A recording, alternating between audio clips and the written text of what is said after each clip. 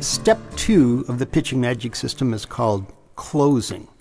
And when I refer to fully open, what I'm talking about is the left hip is facing the batter and the right hip is facing second base. And closed is where you've rotated so that the left hip is facing first base and the right hip is facing third base.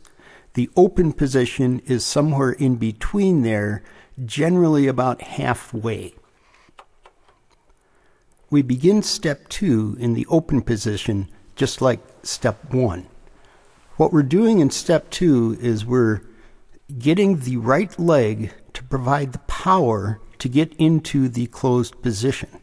And so what we do is we drive the ball of the foot, of the right foot, into the ground, crease the shoe as you're coming forward, and then the body weight remains fully on top of the right knee. However, the right knee is coming forward as you're flexing your ankle to the point where they're almost in line with the left knee. And then at that point, to complete the close, what we do is we drag the right toe along the ground until it's right next to the left foot. And as you're doing that, the hips close and the shoulders, which are right on top of the hips, they will also close as well.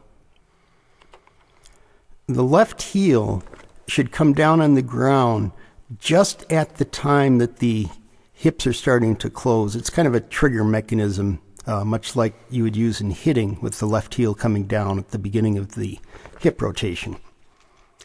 The difficult part of this step is making sure that the energy to move the body comes from pushing the right foot into the ground, not from pulling the shoulders forward or not by pulling the left leg. It's very hard to observe whether this is happening or not. And one key that is very handy for the instructor is to see if the shoe is creasing as it's moving forward. If the foot just kind of rocks up on the toe and starts dragging along, the chances are that the student is pulling herself forward. Whereas if you see a nice crease in the toe, in the shoe, there's a good chance that she'll be pushing herself forward. And what we're trying to do is generate as much forward energy as possible, and the pushing motion from your right leg is far, far stronger than the pulling motion you can get generated from your shoulders or your left leg.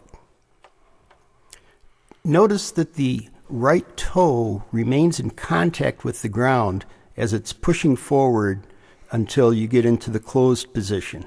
This is a requirement, it's in the rules, and so you have to do that. A lot of shoe companies make a special pitcher's shoe that is reinforced in that toe area so that the constant dragging doesn't wear out that part of the shoe, which I've seen happen many, many times. So let's take a look at our demonstrators and see how they are doing. And in one area in particular, I'm not satisfied with the group as a whole as to their ability to execute what I am wanting them to do.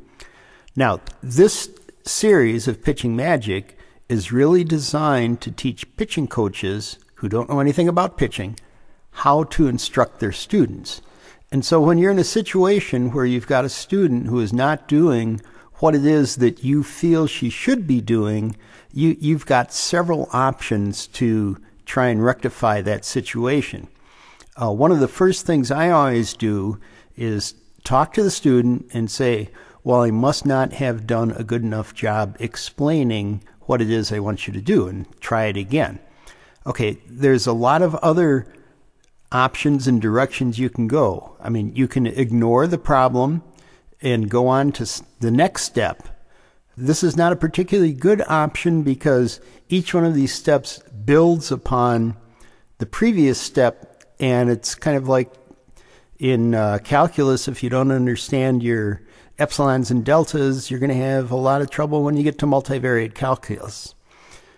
Another thing you can do is you can say that we will acknowledge that there is an issue right now. We're not going to dwell on it, but we're going to proceed and keep it in the back of our mind. This is actually a fairly good option, because what happens is, as the student is progressing through the system, she's finding out, oh, that kind of was something important. And eventually she's going to incorporate that into her routine. So taking a look at the option where we're going to try and explain something a little bit differently, the best way to do that is to introduce a drill.